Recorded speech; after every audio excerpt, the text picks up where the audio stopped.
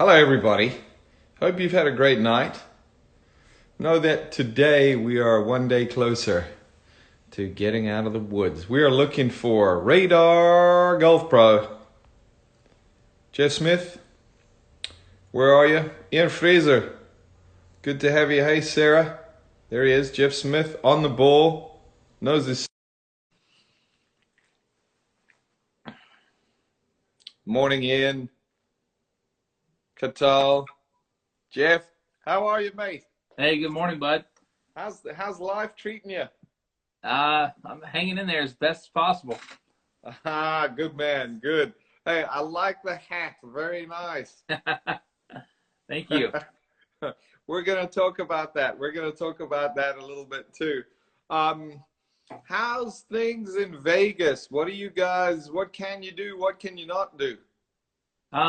Well, the Strip is pretty much all closed down, so all the hotels, casinos, it's really a ghost town. I actually took a drive through there the other night just because I was bored, and I was like, well, if I don't get out of my car, I guess that's still social distancing. So Yeah. I drove through the Strip, and it was surreal. Like I've lived out here for 12 years now, and I've never seen anything quite like it. The lights are still on, still flashing, but there's just no people, no cars, and Wow. it's odd. So most of the other businesses that are non-essential are all closed. So no restaurants, nothing like that. But there's still a few golf courses open. Still some people playing golf, but it's pretty much shut down. It's crazy, hey? It's Crazy. hard to imagine, honestly. Yeah, it is. It is. It just, I think humankind we will appreciate what the cool things we get to do, all the non-essential things we get to do that have been taken away. I know I will. No doubt. Jeff, tell us a little bit about your background. I know you're a Florida State Seminole fan. How you ended up in Vegas, how you became a coach, how you got into this stuff, and how you got so good. Wow, that might take up some time there. So, my story is kind of unique. I didn't play, elite golf growing up. I wasn't a, college All-American, and I didn't aspire to play, honestly, professional golf. I grew up playing every sport, football, baseball, basketball, and I knew that at some point I was going to get into coaching. Honestly, my passions were really football and basketball, believe it or not. Kind of growing up, I loved basketball and the strategy involved in basketball. And I thought that I would probably at some point become a basketball coach. Yeah. But golf kind of struck me as the sport that was just so difficult and so there was so much information, so many different ways to do it, and it was just like this puzzle that I couldn't, figure out, and it just got its hooks in me. And then from there, like when I was in college, that was when I really started to kind of dig in and try to study. And did you go to Florida State? No, I actually went to a really small school in Tennessee. But Florida State connections are a bunch of my high school football teammates.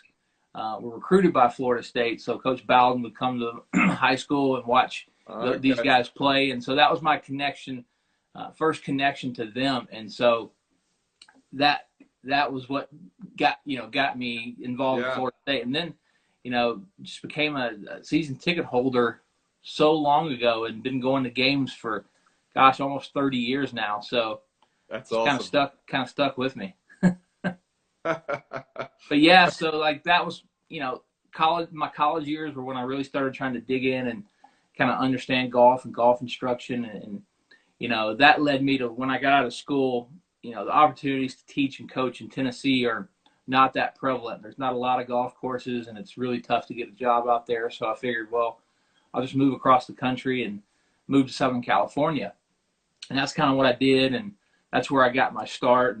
And the thing I didn't know about Southern California at the time when I decided to move there, especially where I went was Palm Springs, was it was so seasonal. Yeah. And it's tough to make it as a golf coach or even in the golf industry because during the summer, everybody's gone. So everybody leaves there and there's nobody to teach and you go broke. So that led me to Vegas. So I was like, well, I got to go There's somewhere. a lot of people going broke in Vegas too. Hopefully no golf coaches though. No, the golf coaches do pretty well here. So so that led me to Vegas, and I've been here for almost 13 years now, and been at TPC Summerlin for, gosh, a little over 7 years, I think, pretty close to 8. Okay, cool. So that's where we're at now. And Jeff, you work with the Maestro. Yeah, we've got the some person incredible... formerly known as the Maestro. Give us a quick update on Joe and how Joe's doing.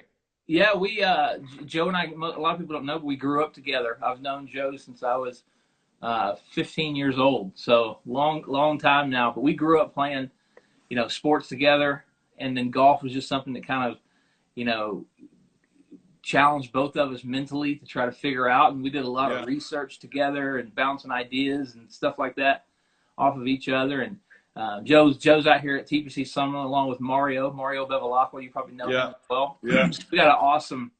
The fun thing about working there is that we got an awesome group of guys that teach there, and a lot of knowledge, and we can always bounce ideas and stuff off of each other and push each other to be better. So it's a lot of fun working with those guys. But Joe's doing good, and he's in lockdown like everybody else, I think.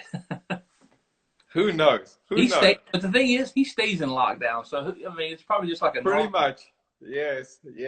And Jeff, you've become over the years, I know no one starts up this way, but you've really kind of angled your business towards tour players, and you've become what I would classify as a tour coach.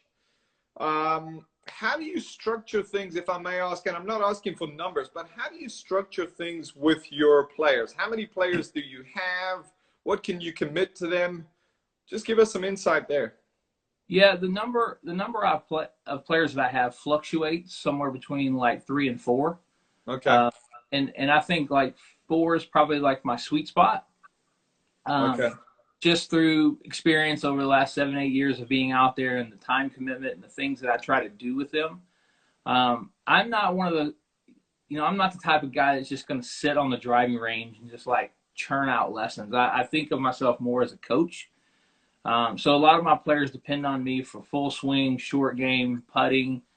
And that's probably one of the things that I'm the most proud of, is that I've kind of spent a lot of time doing research, talking into really sharp guys, in other areas of the game, trying to learn and leech as much of them off of them as I can to kind of become more well-rounded as a coach. Because my model was really, it wasn't even really directed at tour players. I made a decision about 10 years ago when I first started out on tour that I didn't want to go out there and work with struggling PGA Tour players, veterans that were toward the end of their career, that were really struggling, that had some really tough moves to try to fix. And that's the kind of players that you're going to get out there. Like the number one player in the world is not going to come knock on your door and say, hey, can I hire you as a golf coach? Yeah. So you're going to get the really tough cases. And I made a decision to really focus on college kids. And so I started working with a bunch of kids. Well, I had a bunch of junior golfers at the time. They were moving on to college. They were having success in the college ranks, and then that kind of spawned a lot of different college players reaching out to me and coming to me. And, I probably right now teach about 100 kids in college. So that's awesome. That's kind of the nucleus of my teaching. And every year I've got a graduating class. So, 4 guys out on the Korn Ferry Tour this year. Some of those guys moving on to the PGA Tour. So it's right now it's manageable, but in a year or so, it's probably not going to be very manageable because the numbers coming out of college are so high. I don't really know what I'm going to do because I can't coach 10 guys on tour. I really can't. I can't even, I don't even know how guys do that. So you got to talk to Phil Kenyon about how he structures it. Yeah, I know how he does. I talk to him all the time. He basically stands on that putting green from 6 a.m. to 6 p.m. Yeah. I thought that was very interesting the way he structured it. Jeff, let's say you've got your 4 players on tour. Do you commit a certain number of events? Do you commit a certain number of days? How does it work? Yeah, so I'm fortunate to have, I'm a little bit lucky. Two of my tour players live in Vegas, Aaron Okay. Wyatt, Scott Piercy. So I can spend a lot of time with them at home, which is what I prefer to do anyways. And Yeah. then, my other primary guy out there is Patrick Rogers, and he lives in Jupiter. So, I'll try to convince him to either come to Vegas, or I'll go to Jupiter and spend a lot of time with him there. But in terms of being on the road, what I do is I sit down with my players before the season starts and we go through their schedule, and I will make commitments to be at a certain number of events for them. It's Okay. always more than I want it to be. I think last year I was at 23 tournaments. So That's a lot. I think 17 of those were PGA Tour and the others were Korn Ferry Tour. So Okay. more traveling than I want it to be, and I'm honestly trying to shrink that number just a little bit. Yeah. And sometimes that means like passing on a PGA Tour player that might approach you to start working with you. But I really want to keep the number manageable because I'm making a huge time investment in the players that I have, and obviously those guys are very generous and reward me financially. So I want to make sure that I don't dilute it too much. Sure. Yeah, yeah. No, I hear you.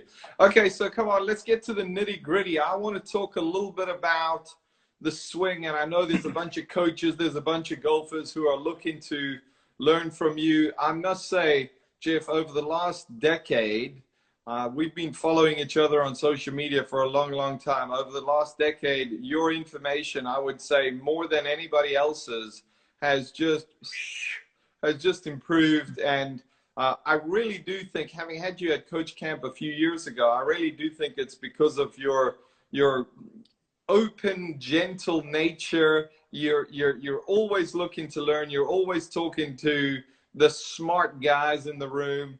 And talk to us a little bit about it. One of the topics I wanted to touch with you on is let's talk some transition. What do you like to see in transition? Mark Grace is saying transition is the new impact. I would agree. I would agree. How can we help golfers, help coaches to make a better transition? What are you looking for? Yeah, I would say that I kind of have two schools of thought there. One is my preferences. One of the things that I like to see if I'm working with new golfers, beginning golfers, or I'm just starting with a conceptual foundation. And and then I also have another train of thought to where when I'm working with elite level players, I'm trying to find certain matchups. And so the answer to that question might not be exactly the same for every player, depending upon where their world ranking is, how much money they're making every year, and then the guy that's coming to me every single day that is just looking to get better at golf. So I'll try to answer that with, because on Course Kings, most of the information that I put out there is geared towards the everyday golfer. It's Yes, your preferences. Yeah, I'm not going to take like a one-off tour player like Rory McIlroy and try to model him for every single golfer. But my preferences would be in transition. I would like to see the club, and I would refer to the club, to a certain part of the club. With most of my students, I would talk a little bit about the center of mass of the club. Yeah. So that would be the point right along the shaft down near the club head, where the golfer, the reason I refer to that is because when a golfer's feeling the club, that's what they're feeling. They're feeling the balance of that club in their hand. They're feeling that balance point. And they can become very sensitive to that balance point. So that's why I use that terminology. And so I like to see that center of mass work kind of up, back, and around behind them as a hallmark move with every single one of my players. And there's a ton of reasons for that. But I'll just give you a couple of really quick ones. Number one, if I'm making the club move up, back, and around behind me, I'm going to make the club head travel a greater distance.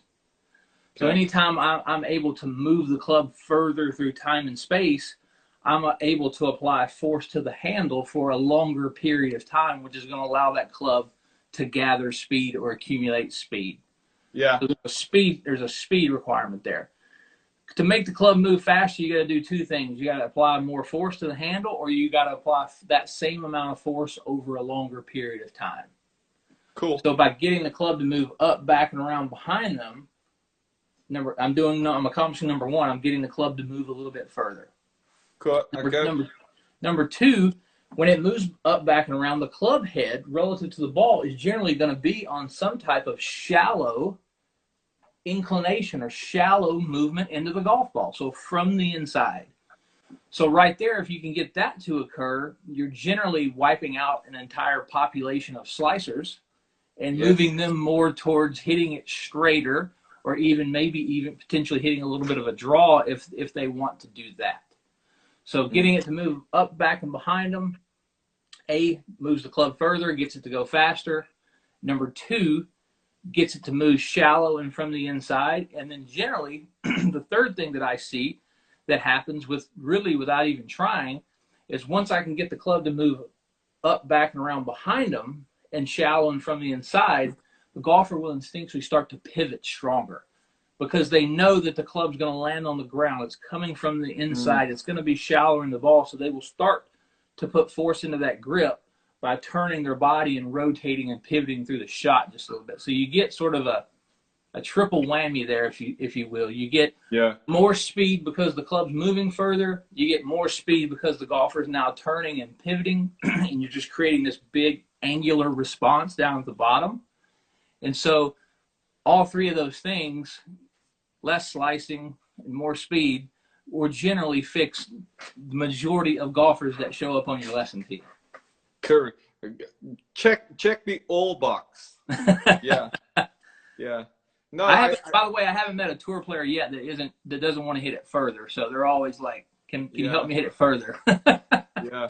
I actually, believe it or not, I've taught one golfer in my career who walked onto my lesson tee, and this kid was like legendarily long. And he said, "I would do anything to hit it shorter." And I said, I fell over, and then once I stood up, I said, "Come on, let me see you hit a driver." And at the time, I was working at a place that had a fairly long range, a double-sided range. And he hit the first drive over the people on the far side of the range and onto the putting green on the far side of the far tee. Wow. And I said, "Okay, that's pretty cool. How far did he hit a lob wedge?" He said 120. I said, "Can you hit it shorter than that?" He said, "No." I said, "Okay, well, now we have a problem." We have a problem. He did get shorter, and he did get a little bit better, but maybe he got too short. It really is such a massive influence, the role that distance plays in golf today, wouldn't you say? No, there's no question about it. You know, I think about it, and 25 years ago, which doesn't seem that long ago, Corey Pavin was the best player in the world for a 2-year stretch, and it wasn't even close, really. Can you imagine a player like the stature of a Corey Pavin in today's game? It really has, and that's a little bit, not that I want to get into a rollback discussion, but that's a little bit of why I feel like we need to rein things in a little bit, at least at the professional level, simply because it's becoming almost like basketball. You've got to be 6'6" just to be able to get in the game. Yeah. You've got to be this big, strong, really fast golfer in order to be able to show up. Yeah, but I think that happens in every sport. And I don't think you can legislate athleticism out of a sport. You know, if you look at basketball, well, LeBron James has an advantage. He's explosive, he's big, he's strong, he's fast, and he should have that advantage. But the thing about golf is, and I noticed it quite a bit at the beginning of this season on the PGA Tour, before it was cut short, was some of the most iconic courses this year were producing very, very high scores. I think back to the scores that were at Riviera. I think back to the scores that were at Honda, Bay Hill. I mean, these golf courses are hard. I mean, I mean that course, PGA National, that is a golf course. I've coached a couple of players down there, and after coming away from that, I go, I would like to never play there. Yeah, That's just too hard. I think it comes back to just skill. You know, if you're not going to be one of the longest guys out there, you have to be more skilled. And I look at a guy like Webb Simpson. How does he just show up at all the big events and he's right at the top of the leaderboard? He doesn't hit it anywhere. You know, he's probably at 114. Yeah. Maybe he's right around average. Yeah, he's average and hit, you know, kind of bumps it out there, but he's very skilled and he puts it together. A guy like Matt Kuchar, very short, you know, and puts it together. And so I think that's the beauty of our sport is it tests different parts of your games. And, you know, I've seen it because I've worked up and close with a guy like Brian Gay for almost 10 years. Yeah. And at the end of the day, there's a strokes gain pie, right? And you're going to figure out based on your skill set how you can chop that strokes gain pie up, and that's going to determine your competitive ceiling. Yeah. Brian Gay's never going to lead the PGA Tour in strokes gained off the tee. Fact, he's not going to do that. The question is can he go out and gain at least a shot with his putter to kind of offset what he's going to lose to Rory, you know?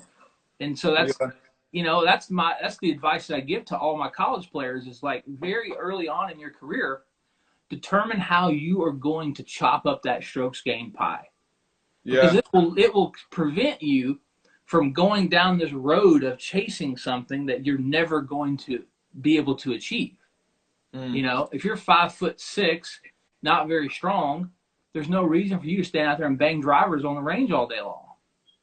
Go work on your short game. Go work on your wedge game. Go be an incredible putter. Figure out how to get to score that way. Yeah.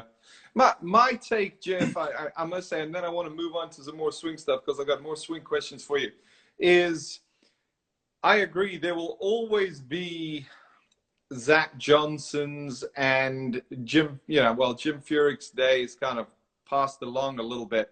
I do think, and I 100% agree with you. However, the likelihood of a Zach Johnson coming along in today's game versus a Zach Johnson coming along a decade ago, I think we're getting fewer and fewer and fewer Webbs and Zachs and Matts. And it's becoming, like I said, like basketball, it is that game where it's just, it really has too much emphasis on gas. Yeah. But if you roll something back, right? If you roll the balls back or you roll the drivers back, you're only rolling it back for the short hitters because the long hitters are still going to hit it further than everybody else. No doubt. So you're never going to be able to level out that playing field in terms of fewer Zachs or fewer Strickers. The only thing is you're just going to basically lower the score relative to par. And at the end of the day, does that number even really matter? Does it matter if you win at 8 under or 25 under? That to me doesn't matter. However, my take is, I know this. We're gonna put more emphasis on other parts of the game for everybody. Okay. In other words, now wedging it is going to have a little bump because all the players have got longer clubs in, and so a good wedger is going to have a little bump. A good putter is going to have a little bump. In addition to getting a whole host of other courses back in the rotation now. Yeah, that makes sense. It would be. I know we could discuss this for like a whole night, a whole dinner. It would be fun. It would be fun to get a bunch of us around the table. Jeff, I wanted to touch on some more swing stuff from you. Lead arm depth. Arm depth, okay? I look at a name you mentioned, Matt Kuchar, and I look at Brooks Koepka and lead arm depth. Can you give us some insights and some of your thinking behind that topic, please? Yeah. So when I talk about lead arm depth and its importance, I'm very specific about when I like to see it. And so I really focus on lead arm depth in the downswing and preserving some lead arm depth. Because in my opinion, that again sets up all those things that we talked about, or it follows the things that we talked about in transition. So when a golfer is coming down and turning and rotating, when I start to see that left arm getting out, shifting out away from their body, that's going to cause them to start adding right side bend and another host of sort of compensations that that are happening very, very late interval, right around the bottom of the arc, right down by the ball. And that's when we start to see the handicap skyrocket and the ball flight start to, go all over the place, and the contact to get very poor. So my focus on managing that in the downswing. Now, how we do that is, I've got golfers who have no lead arm depth going back, like a Rory, and then all of a sudden they will settle that lead arm in and kind of pin it against their chest and turn on the downswing. And then I have golfers that turn on the backswing, put a lot of lead arm depth in, and have it on the way down there. So I find that it's important to not necessarily focus on it a ton in the backswing. You can have a little lead arm depth in the backswing. You can have virtually no lead arm depth like a DJ. And then you can settle it in transition. But the key is having some lead arm depth to in the downswing to be able to preserve that shallow from the inside geometry in your golf swing. Would you say that greater lead arm depth in the downswing facilitates more pivot, more particularly chest pivot on the way through? Well, there's no question about it. Like basic geometry says, if I have more adduction, more left arm going across my chest, my lead arm is more in, that the only way that I can reach the ball is to continue to turn. So, I do a lot of 3D measuring with all of my players, from beginning players to college players to tour players. So I've got a big database that I will often reference. And basically, when I look at what we're calling lead arm depth in the downswing, that's basically shoulder adduction. And so when I see that shoulder adduction value increasing, I also see the rib cage and the thorax more rotated open, and I also see the golfer in a little bit more right side bend at impact. I also see the trail arm more flexed at impact. I also see the right wrist more bent back at impact. So there's a domino effect. Yeah, a lot of good stuff. Of 3D references that will occur from that basic movement. And I just refer to all of that as geometry. So I'm always talking to my players about their geometry. Yeah, I spoke to Chuck Cook, it seems like forever ago, but I think he was the first guy I did in this lockdown learning series. And Chuck said the art of being a good coach is the ability to push one button on the dashboard and have everything light up. And that's really what you just touched on there. Yeah, as Matt Ballard says, ticking the right box, and then everything takes care of it from there.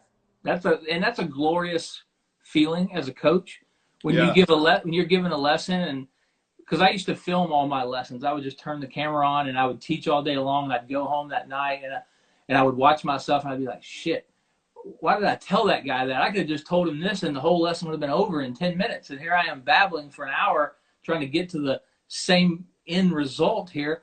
And so, sometimes I will identify it in the middle of a lesson and I'll just be talking to myself like, yep, you already figured it out in the first 10 minutes of this lesson. And so that's kind of, it's a very rewarding feel when you can hit that one button and boom, everything starts to cycle the way you want it to. It is cool. It is cool. And I see it. I know you use TrackMan. Yeah, a lot. I use TrackMan in just about every lesson. And it's cool when, as a coach, you've picked on one parameter, that parameter gets better and you see all the other numbers start to pick up.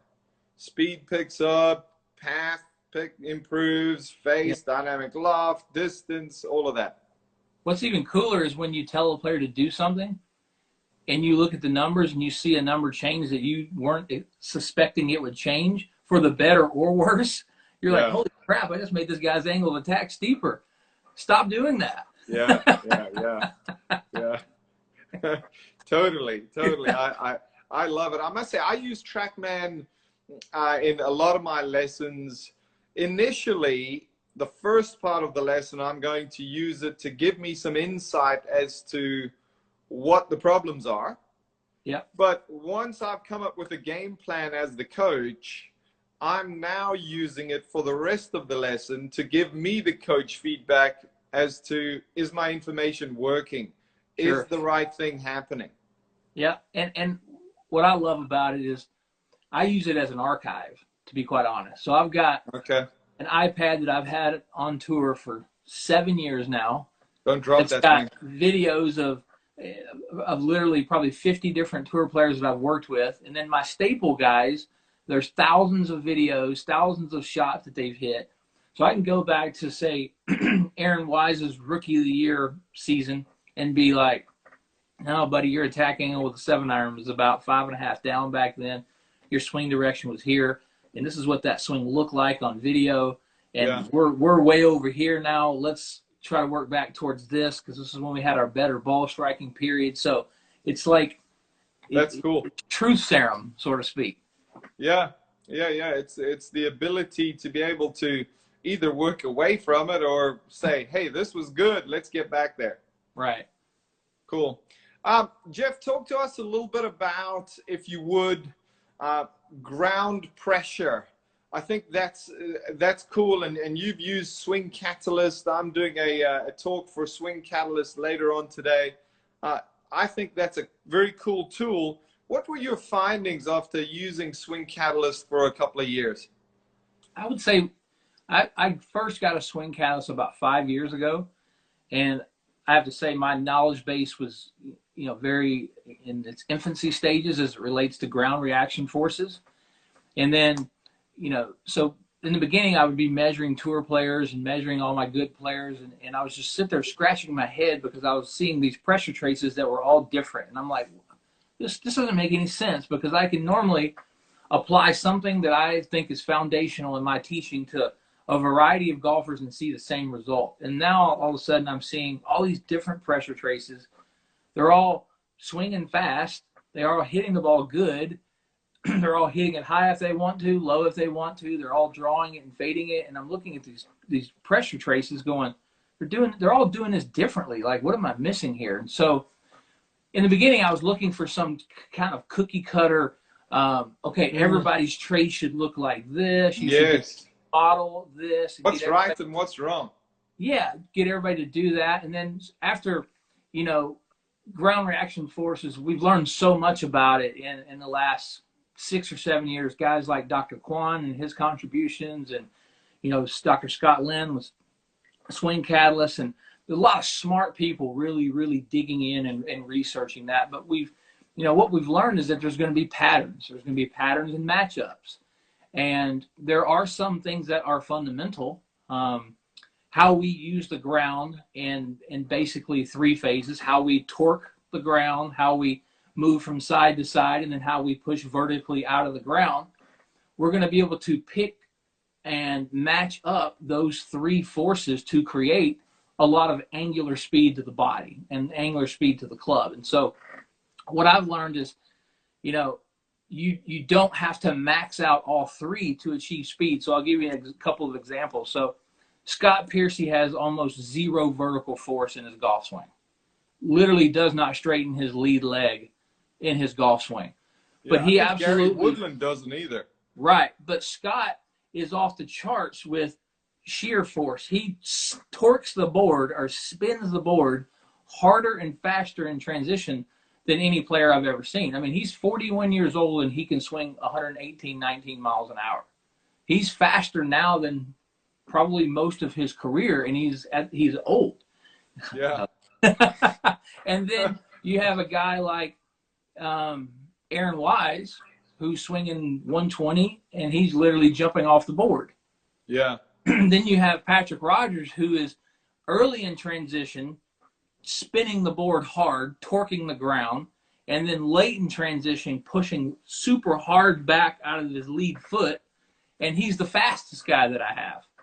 And so he's using more of a combo of those different 3 torques or forces that we can apply to the ground to create a lot of velocity. So you can sort of paint a picture. Okay, if I want to get somebody to speed up, I'm going to look at this combination of how they're using the ground. I'm going to find out where the deficiency is. Okay, this guy's not pushing out of the ground. So Scott Piercy, could I get him to hit it further? Absolutely. If he would learn to push out of that ground, out of that lead foot, he would create more torque in the frontal plane that would absolutely help speed that club up. Yeah. This late in the game, we're not really chasing distance. He flying the ball 300 yards, and he's one of the straightest drivers of the golf ball I've ever seen. So the return on investment simply isn't there. Could I get him 5 more yards? Maybe 7 more yards? Maybe. But the guy hits like 67% of his fairways at almost 300 yards. His competitive advantage is playing from the fairway. So to me, that risk versus reward isn't there.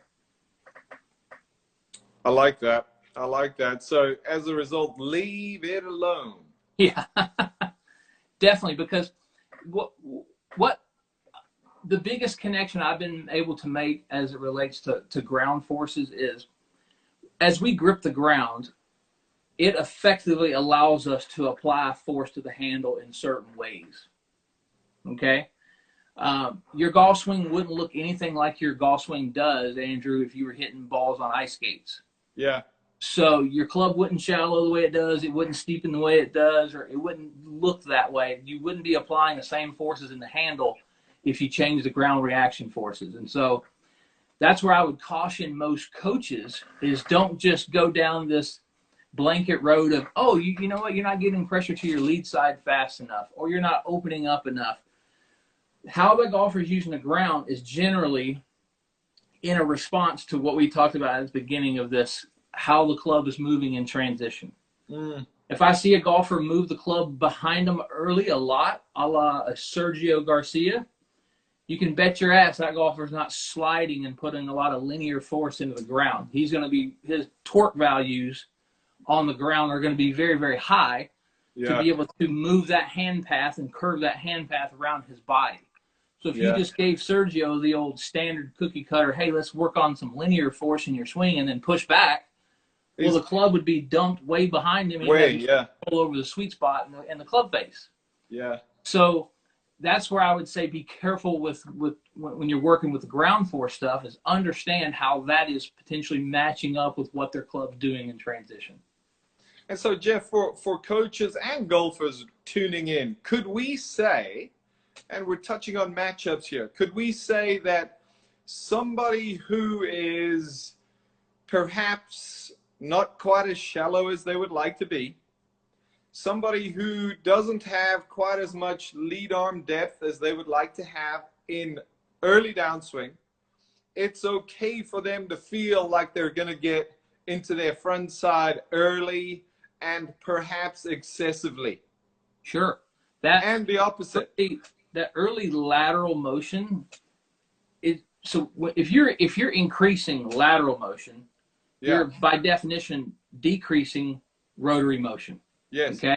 And so if I'm increasing lateral motion, I'm going to be buying time for that sweet spot to lower down and settle back behind me, where you see all good players, right? It doesn't matter what a good player looks like in transition. If they're steep, shallow, laid down, whatever, by the time that club reaches that last parallel, if they can play at all, you're going to generally find that sweet spot either in line with their hands or even slightly behind their hands, right? Yeah. So they're going to find, good players are going to find a way to get it there. And they're going to do that oftentimes by how they use the ground. If they're steep early, they're going to slide a little bit and lower it down. If they're shallow early, they're going to turn and rotate. And then if they're somewhere in the middle, you'll generally see the ground stuff be somewhere in the middle. Some linear, some rotation, you know. A little bit of everything. Like a Justin Rose, who's got kind of the best of all three. Correct. Yeah. Okay. Where I've gone lately, and this is again where my coaching is evolving, is speed matters. And I'm trying to get my players to hit it the farthest. And I'm having wild success adding 5-6 miles an hour of club head speed / ball speed to guys that are coming to me who are already pretty fast. And so what I've really been focusing on is the speed at which the center of pressure moves into the left side. If I can speed up how fast their center of pressure is moving into their left side, how fast they're spiking the pressure under their left foot, that causes a need, because as you know, as we apply force and we start to create translation, that object that's moving or translating has to decelerate. It has to slow down. Otherwise, we would just all walk through the shot like Gary Player. Yeah. Right?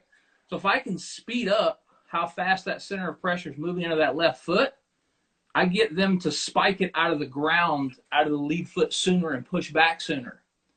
That creates a massive angular force, produces a huge angular force on the club. So you see, guys like Dr. Kwan way out in front of this. All of these step drills that he's developed. Moment arm. Correct. They're increasing their moment arm, but they're also increasing the magnitude of that force that's coming out of the ground because they're going left fast. So I tell everybody, if I had one tip, if somebody said, hey, make this guy right here faster on the next swing, and I could tell them one thing. Yeah. I would ask them to make an out-of-control fast backswing. As fast as you can do it, as fast as you can put the club into motion, I want you to do it on this next swing. Almost 100% of the time, you see 2-3 miles an hour club head speed faster on the very next ball, because when they start to apply that fast backswing, generally their range of motion stretches out. They turn further, they move the club further, but they also feel uncomfortable because they've got all this speed in the backswing. They have to decelerate these body segments sooner, which gets them moving back to the target sooner, which spikes that pressure under the left foot sooner, which causes them to push back sooner. So I'm speeding up like all three of those little checkpoints, and the next thing you know, here comes some serious club head speed. Yeah. I know many years ago, when I first got access to TrackMan, I started to play around with that. And I also noticed that if I could get players to go back faster, their club head speed through the ball would be faster. I didn't quite necessarily know why it was happening, but I could track and certainly see that it was happening. Yeah, it's simply because of the muscle elasticity. There's a stretch cycle that's occurring, a concentric and an eccentric phase in that stretch cycle. And if I speed this backswing up, it's kind of like doing a vertical jump, right? The guys who are jumping the highest, they don't squat down the lowest. They start out standing straight up with their arms up over their head, and they throw their arms down.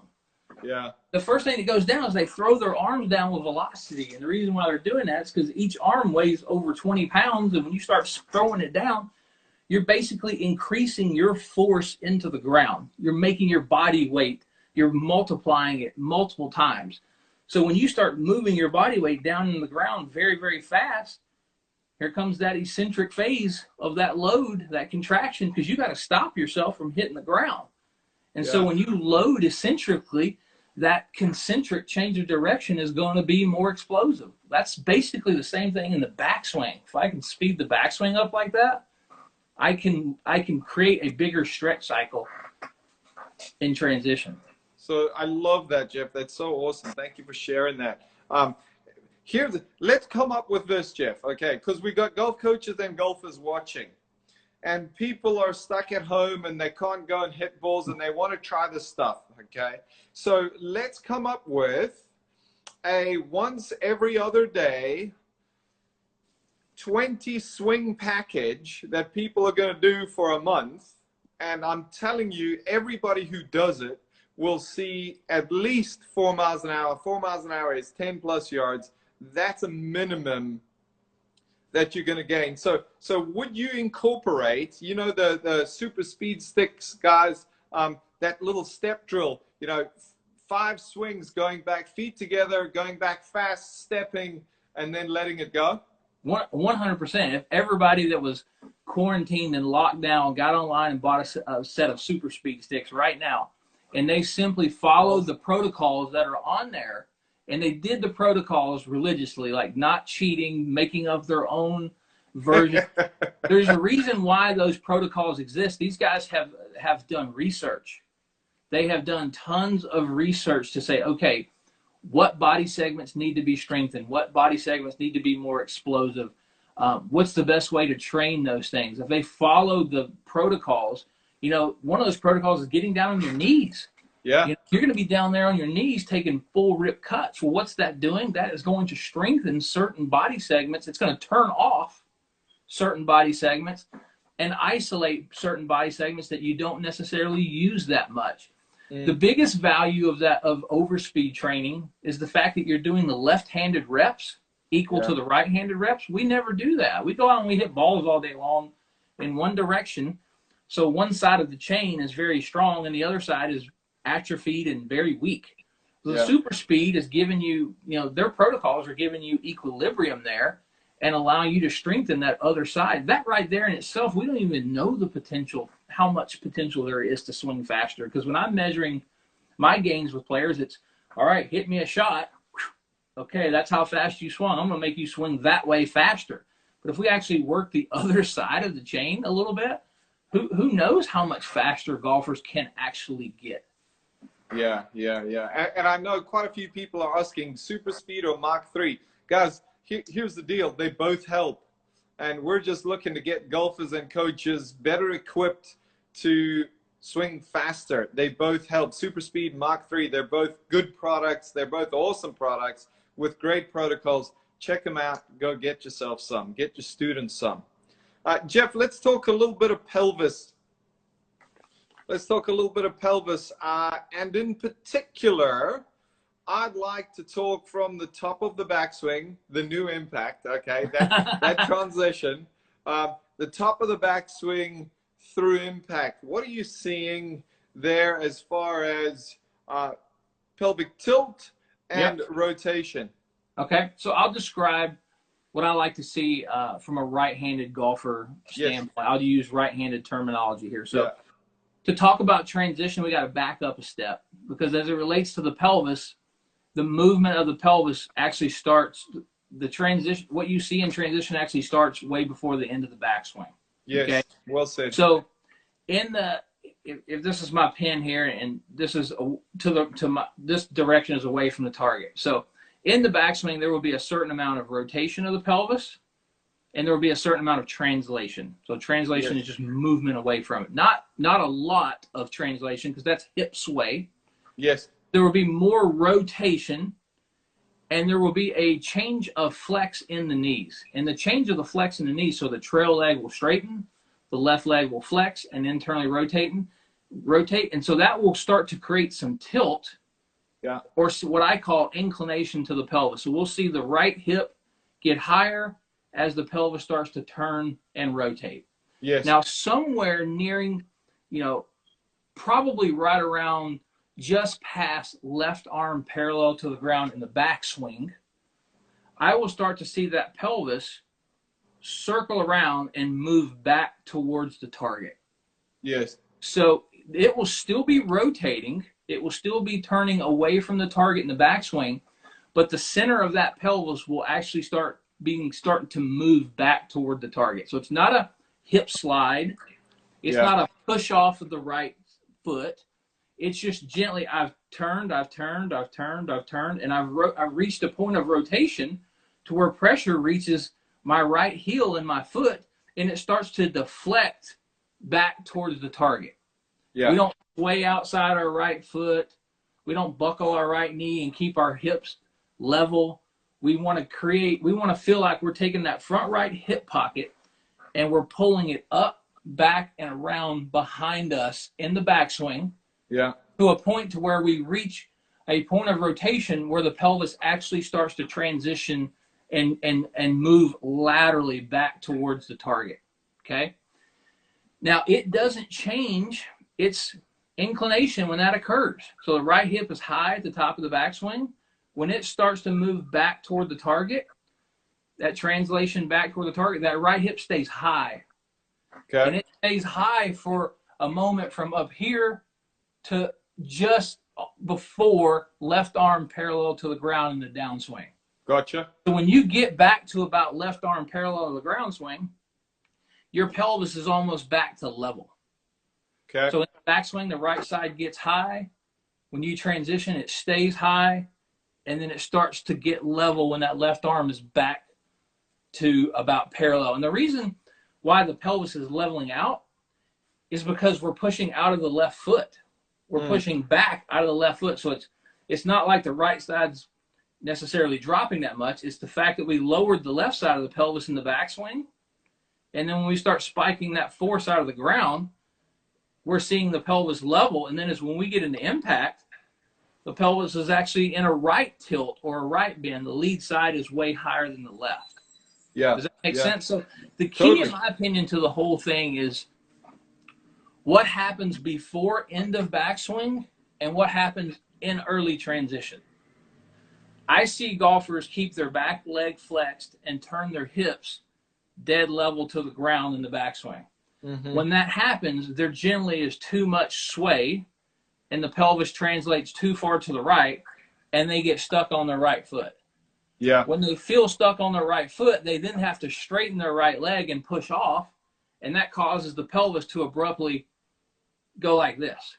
It causes the right side of that pelvis to drop too soon in transition, which then starts a whole domino effect of the forces that are going into the grip on the handle. Yeah. Very cool. Would you say, looking at it from the in the other plane, the center of the pelvis relative to its starting point at impact, by the time we get to impact from where it started, typically, would you say it's closer to the ball, further from the ball, same spot? It's closer to the ball. So definitely closer to the ball. So that we would call, in that, if we're looking down the line at a golfer, yes. So that value would be called thrust, thrusting in toward the ball. That's a negative word for most golf coaches or players, like, oh, I'm humping it, or I'm early extending, or I'm thrusting. So where it's at, where the center of that pelvis is from address to impact, I think that was your comparison, Yes. right? Yes. Okay. So the center of that pelvis is definitely closer to the golf ball with every high-level player than where it was at address. There is some thrust there because we can't be pushing out of the ground if we're not thrusting. If we're just bending over and our pelvis is moving back away from the ball, we're unweighting ourselves. Well, in the downswing, we're weighting ourselves. We're pushing up the entirety. As a matter of fact, the most force into the ground is in early transition. This is when we're pushing into the ground the hardest. People think that we're pushing into the ground down here by the ball. We've already done all the pushing.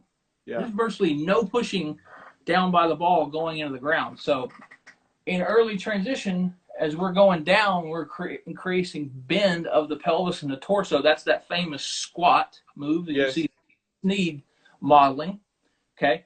That's probably, by the time you get to about P5, lead arm parallel, that's probably as far back as the pelvis is going to be right there from the ball. And then it's going to be getting incrementally closer as the golfer approaches impact. Okay. And I see where you're going. If you think about it this way, if you push off the ground, eventually, vertically, everything lines up. And so that pelvis has to be moving almost over that pressure point of the ball of each foot there. If you just stood there and you said, you know, this is my hips, right? I've got flexion and extension, and extension. So this is me standing straight up. This is me getting in a forward bend posture at address. Well, the pelvis in the backswing extends and rotates. In transition, it rotates and goes into flexion. And then around the impact, it's extending again. So when you get into follow through, it's in virtually complete extension again. Yeah. Jeff, I love it, mate. I love it. Thank you so much. This is cool stuff. Tell us a little bit about Course Kings. Yeah. What is the deal with Course Kings? How does that work? So all this stuff we've been rambling on about for an hour now, these are the kind of things that we discuss and that we create content and videos around on Course Kings. And so I came up with Course Kings out of necessity because I was getting so much, Instagram sort of changed my life in terms of golf instruction, and people were able to reach out to me and book lessons. And the problem is I teach 10 hours a day and there's only so many hours in the day of daylight. I'm turning away all of these players. I'm saying, sorry, mate, if you want a lesson, I can book one 3 months from now. And it's just kind of embarrassing to even tell somebody, come take a lesson in 3 months. So I was like, I have to figure out a way to scale this. Like, how can I give people golf lessons that are around the world and not tell them to come see me in 3 months from now? So that's how Course Kings originally the concept came about was like, okay, all this stuff that I'm teaching every single day on the lesson tee, I'm just going to start filming this. I'm gonna film live lessons. I'm gonna film my preferences and matchups, and I'm gonna put all this content on a website. Yeah. And then it evolved into, you know what? Nobody wants to hear me talk for an hour. Let me get some other coaches involved here. I want to hear other people's perspective. And so I went out and I looked for young, kind of up and coming coaches who weren't necessarily big, popular names yet, but I felt like had great information. It was kind of like I was looking for like mini me's out there. Nobody knew who the hell I was 10 years ago. And so I started to find there's a lot of coaches out there like that. You know, I didn't know Shaheen until I started following him on Instagram. I'm like, wow, this guy really knows his stuff. He does, well versed. He speaks well. Let me get him involved. And so now I'm just constantly like out there looking for the next coach that wants to come on board, that wants a voice. And, you know, we've grown the membership to about 1,000 members now. So that's great. I got a pretty big following, and they're actually very engaged. We have a closed Facebook group for the members only, so they can post their swings, and the coaches will go on there and give them kind of one-on-one feedback at times. We do like this kind of stuff, closed off live Q&As with them. Yeah. So they get a personal sort of experience without actually getting on a plane and flying to Las Vegas and taking a lesson from me. So it's just a way for us to kind of scale reaching as many golfers as possible and getting as many different coaches and voices involved as possible. Well, and it's relatively inexpensive, man. I love it. I love it. I $25 a love month. it. Go check it out. Everyone who's watching Course Kings, everyone who's in there that I've ever spoken to says they love it. It's great info, and it's truly worth it. So check it out. Jeff, hats off to you, brother. Thanks for being a great example for so many other coaches, just to stay passionate, just to stay open-minded, and not be afraid to share, and just have a cool demeanor to you. So I really appreciate you, man. Thanks so much, and thanks for coming on today and sharing. Stay safe, and we'll keep our eye out. Yeah, man. Thank you so much for having me, and thank you for putting this on. I've been watching your stuff all week. You've had some awesome guys on here, and thanks for thinking of me. And tell Terry I said hi. I will do, Jeff. Thanks, eh? Take care, buddy. See ya. Bye.